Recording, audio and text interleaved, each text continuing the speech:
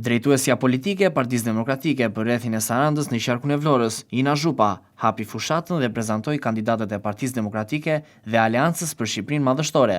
Sipas Zhupës, Shqipërisë i duhet programi që ka paraqitur Partia Demokratike. Fillimisht Zhupa e cilësoi ndërpërfaqësimin e 4 bashkive të qarkut të Vlorës, Sarandën, Finishin, Delvinën dhe Konispolin, por dhe mbështetjen e kryetarit të Partisë Demokratike, Sali Berisha. Por rinovoi kontratën me ju me besimin e plot që kësaj radhe do ju përfaqësoj si deputete e mazhorancës dhe do bëjmë shumë për rrethin ton, tha Zhupa, duke renditur disa problematika që flasin për nënvlerësimin që Partia Socialiste i ka bërë rrethit të Sarandës. Pasaporta europiane vjen vetëm kur arrihen standardet europiane. Nuk mund të kesh ti shëndetësi me standarde afrikane dhe t'ju premtosh shqiptarëve pasaportë europiane.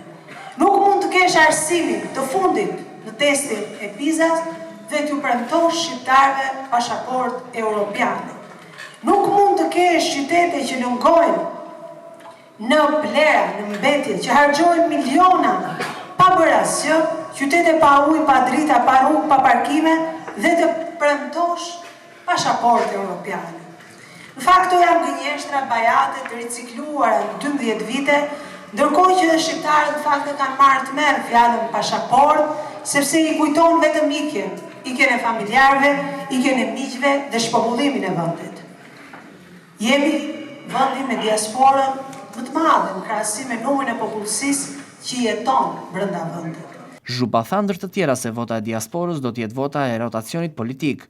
Më tej kandidatja për deputete foli dhe për programin qeverisës, ku në qendër për Sarandën është turizmi dhe ekonomia.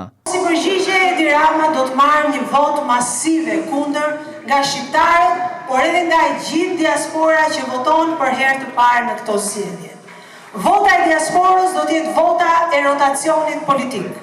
Vetëm në qarkun tonë janë regjistruar 19.000 emigrantë, ku të paktën do të prodhojnë një mandat më shumë për Partinë Demokratike.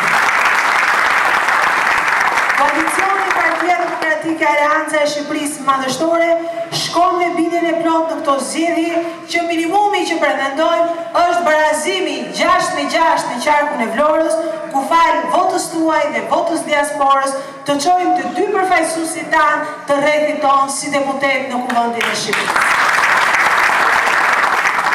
Të gjithë janë të vetëdijshëm si brenda dhe jashtë vendit që Shqipërisë duhet programi i paraqitur nga Partia Demokratike. Partia Demokratike ka një plan për turizmin, ku përfitojnë qytetarët, ku përfitojnë ekonomitë familjare, bizneset e vogla dhe bizneset e mesme, ku plazhet janë për gjithë, ku nuk favorizohet turizmi i vilave private të oligarkëve, teksa rrëmbejnë tokën e banorëve.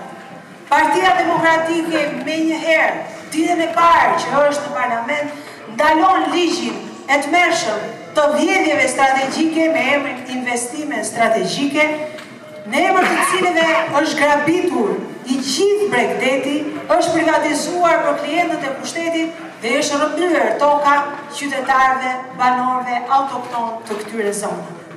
Partia Demokratike vendos taksën e sheshtë 10% mbi kapitalin. Partia Demokratike bën 0 taksat për profesionet e lira dhe për biznesin e vogël.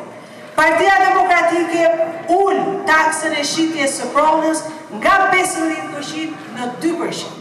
Kandidatja për deputete e Partisë Demokratike në qarkun e Vlorës, Ina Zhupa, siguroi që qeveria që do të falë pas 11 maj do të anullojë koncesionin e Butrintit dhe do e kthejë kulturën në motor për turizmin.